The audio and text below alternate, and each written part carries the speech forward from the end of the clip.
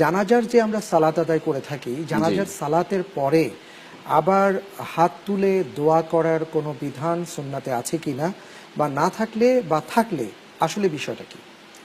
বিসমিল্লাহ, আলহামদুলিল্লাহ, ওয়াসসালাতু ওয়াসসালামু আলা রাসূলিল্লাহ ওয়া বা'দ। মূলত জানাজার পুরো সালাতটাই দোয়া। এই শেষ বিশেষ করে তৃতীয় তাকবীরের পরে যে অংশটুকু পুরোটাই কিন্তু দোয়া ছিল। আল্লাহুম্মা গফির লি হাইয়িনা ওয়া মাইয়িতিনা ওয়া শাহিদিনা ওয়া গায়িবিনা, পুরোটাই কিন্তু দোয়া। যদি আমরা অর্থ বুঝতাম তাহলে দ্বিতীয়বার আবার দোয়ার জন্য, বাংলায় দোয়ার জন্য হাত উঠাতাম না।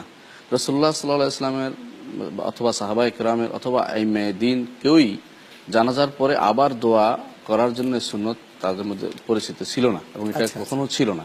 সুতরাং আমরা এই সুন্নত এটা করব না, বরং একটা সুন্নত আছে, সেটা করতে পারে সবাই। সেটা হচ্ছে যখন মৃত ব্যক্তিকে দাফন করা হয় তখন তার জন্য দোয়া আছে। রাসূলুল্লাহ সাল্লাল্লাহু আলাইহি ওয়াসাল্লাম বলেছেন, সাল্লাল্লাহ লাহু তাসবিত, তাকে আল্লাহর কাছে চাও যে সে যেন, আল্লাহ তাআলা যেন তাকে সাবিত কদম রাখে, প্রশ্নের উত্তর দিতে পারে, 3টি প্রশ্নের উত্তর যেন দিতে পারে।